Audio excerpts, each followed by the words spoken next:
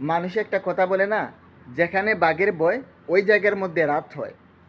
আসলে আমার মসজিদের একটা গেট আছে। সো মসজিদ কর্তৃপক্ষ থেকে বলা হয়েছে এশার পরে মসজিদের এই গেটটা তালা মারার জন্য। আর ফজরের পরে, বিশেষ করে ফজরের পরে আর এশার পরে, বিশেষ করে ফজরের পরে। কারণ এই যে ফজরের পর থেকে নিয়ে জোহর পর্যন্ত আমাদের বাংলাদেশি, ইন্ডিয়ানি, পাকিস্তানি এরা বিভিন্ন কোম্পানিতে যারা কাজ করে, তারা দেখা গেছে মসজিদের যে বাথরুমগুলা ব্যবহার করে আইসা, তো এমনভাবে ব্যবহার করে তারা আসলে অনেক ময়লা আবর্জনা করে চলে যায়। তো তারা বলছে দেখ, বন্ধ করে রাখলে তোরই ফায়দা, কারণ তোর পরিষ্কার করতে হয়।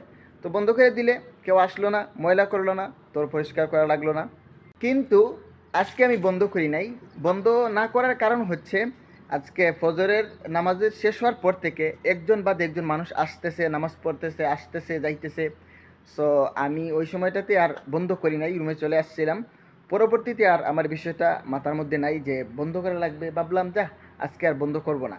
যেহেতু আমি নামাজ শেষ হওয়ার সাথে সাথে বন্ধ করে ফেলি, আজকে আর বন্ধ করলাম না। তো মাত্র আসরের নামাজ শেষ করলাম, মসজিদের যে মুতাওয়াল্লি আছে, তো ওনারা বলতেছে যে গেট লাগাস না কেন? দেখলাম আজকে মানুষ আলাতুল ঢুকতেছে, বাইরে হইতেছে।